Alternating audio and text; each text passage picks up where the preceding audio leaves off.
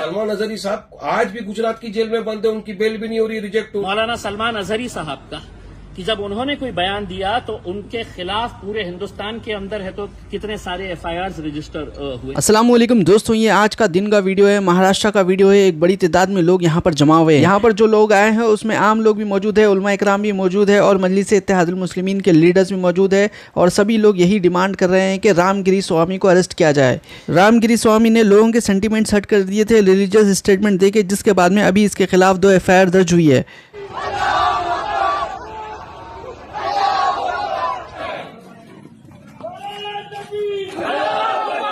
एक बात तो साफ है कि भारतीय मुसलमान हो या विश्व का कोई भी मुसलमान हमारे हुजूर मोहम्मद सल्लल्लाहु अलैहि वसल्लम की शान में गुस्ताखी किसी भी तरह से बर्दाश्त नहीं करेगा। ये गुस्ताखी बर्दाश्त के काबिल नहीं है। आप हमारे prophet Mohammed peace be upon him के बारे में इस तरह के अल्फाज इस्तेमाल करने वाले होते कौन है आप? अरे आप एक महाराज हो, संत हो, ज्ञानी हो, जो भी हो, तो आप पे दायित्व बनता है कि आप इस तरह की बात न करें जिससे सांप्रदायिक तनाव पैदा हो, दूसरे रिलीजन के इमोशंस को हर्ट हो। आपने आपके अल्फाज से तमाम मुसलमानों के दिलों को ठेस पहुंचाई है, आहट पहुंचाई है। कि मुसलमान पूरी दुनिया में हर चीज बर्दाश्त कर सकता है, लेकिन अपने नबी करीम सल्लल्लाहु अलैहि वसल्लम, prophet Mohammed peace be upon him, इनके ताल्लुक से किसी भी तरह की गुस्ताखी बर्दाश्त नहीं कर सकता है। आप क्या हो, फिर क्या चाहते हो आप करने के लिए? किसने आपको अनुमति दिया? आपको तो आपके धर्म में जब आप गए थे जहां पे भाषण देने, तो आपको तो आपके धर्म के बारे में बात करना था, लोगों को जागरण करवाना था, अच्छी अच्छी बातें बोलना था। उसकी जगह आप इस्लाम के खिलाफ बात कर रहे हो, आप मुसलमानों के प्रति नफरत पैदा करने की बात करो, नफरत फैला रहे हो आप। इसी तरह हमारे मुफ्ती सलमान अजहरी साहब ने एक मर्तबा किसी धर्म विषय का नाम लिए बिना कुछ बोल दिया था जिससे किसी की सेंटीमेंट्स को हर्ट भी नहीं हुआ, तब भी उनके खिलाफ एफआईआर कर दिया। सलमान अजहरी साहब आज भी गुजरात की जेल में बंद है, उनकी बेल भी नहीं हो रही, रिजेक्ट हो रही। तो आपके प्रति इतनी सहानुभूति क्यों दिखा रही है पुलिस? बताइएगा, इस मुल्क की खूबसूरती यही है कि इतने सारे जाति, धर्म और मजहब के लोग रहते हैं। हमने कभी आपके धर्म के बारे में बोला नहीं है। मौलाना साहब ने कहा कि कोई एक ऐसा वाकया बता दे कि जहां पर हमारे किसी मौलाना ने, कभी हमारे उलमाए दीन ने किसी दूसरे मजहब के बारे में इस तरह की घटिया और घिनौनी बात कही है। हमने पुलिस कमिश्नर साहब को पूरे वाकये से आगाह कराया और उनको ये बताया कि पूरे हिंदुस्तान के मुसलमानों के अंदर इस बात को लेकर नाराजगी है और गुस्सा है। ऐसे हालात के अंदर ये पुलिस की, सरकार की, प्रशासन की जिम्मेदारी होती है कि वो जो भी दोषी आदमी है उसके ऊपर कार्रवाई होनी चाहिए। हमने एग्जाम्पल दिया मौलाना सलमान अजहरी साहब का कि जब उन्होंने कोई बयान दिया तो उनके खिलाफ पूरे हिंदुस्तान के अंदर है तो कितने सारे एफआईआर रजिस्टर हुए। और आज भी मौलाना साहब जेल में बंद है। तो इन्हें क्यों छूट दी जा रही है? क्या इन्हें ये बोलकर किया जा रहा है कि नहीं आप कुछ भी बोलिएगा, हम आपको हाथ नहीं लगाएंगे करके? तो हमने साफ कहा है इसका कोई अंत नहीं होगा, इसका कोई एंड नहीं होगा।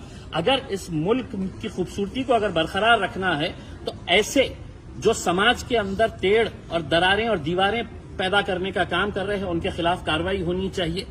अभी हमारे जो महाराष्ट्र के एक्स एमपी है इम्तियाज भाई, उन्होंने उलेमाओं के साथ मिलकर वो औरंगाबाद में गए, कमिश्नर को मिले, आवेदन दिया है। उन्होंने वहां पे एक निवेदन पेश किया है कि आप इसके खिलाफ सख्त कार्रवाई करें।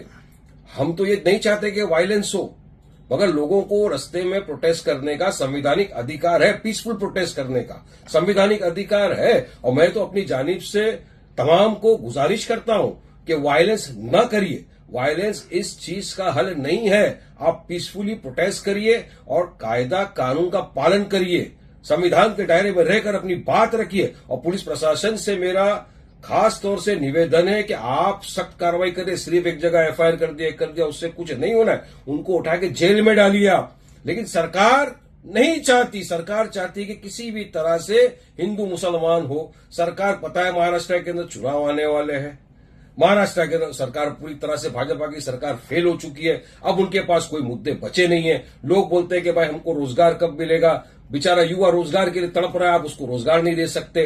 डेवलपमेंट के नाम के ऊपर आपके पास कोई चीज नहीं है। तो लोगों का इस तमाम चीज से ध्यान भटकाने के लिए आप सिर्फ और सिर्फ बीजेपी वाले तुष्टीकरण की और पोलराइजेशन की राजनीति करना जानते हैं। ये यही करना चाहते हैं। ये चाहते हैं कि इस तरह के भड़काऊ भाषण दिए जाए, मुसलमान रस्ते पे आए, फिर आपकी गोली का निशान तो मुसलमान का सीना ही बनेगा ना। आप तो मुसलमान को ही गोली मारने वाले हो। तो मेरी तो दरखास्त है कि मत उतरिए, प्रोटेस्ट करिए लीगल वे में, संविधान के दायरे में रहकर। और इनकी शरारत देखिए कैसी होती है। आज महाराष्ट्र के अंदर काफी जगहों के ऊपर हिंदू संकल्प नाम से लोगों ने सभाएं रखी, मोर्चाएं निकल। अब इनको पता है कि जुम्मा का दिन है, नमाज के वक्त ही आप इजाजत दोगे। अब आप एक बात समझ लीजिएगा, आज जुम्मे का दिन है। आज 3 अलग अलग शहरों के अंदर, नासिक में हिंदू सकल समाज की तरफ से मोर्चा निकाला जा रहा है, नमाज के वक्त निकाला जा रहा है। इजाजत कौन दे रहा है?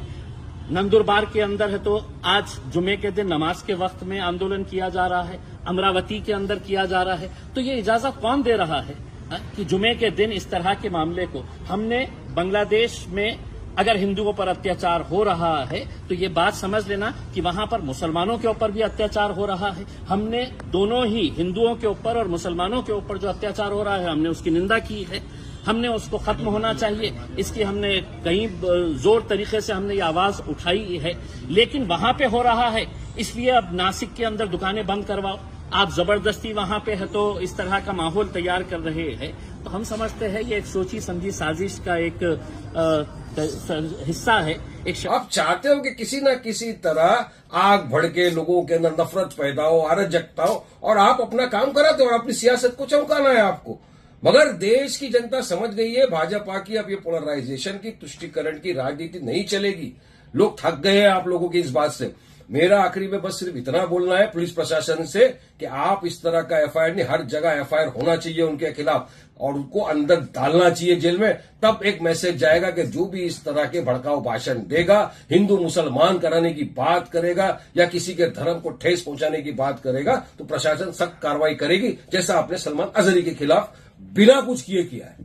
तो इनके खिलाफ उससे ज्यादा कड़क कार्रवाई होनी चाहिए। ये मेरी सरकार से निवेदन है। तो मजलिस इत्तेहादुल मुस्लिमीन के लीडर्स की जानिब से जो स्टेटमेंट दिया गया वो हमने आपको बताया। आप लोगों की क्या राय है इससे मुतालिक कमेंट जरूर करिए। इंशाल्लाह अगले वीडियो में मुलाकात होंगी। अल्लाह हाफिज़।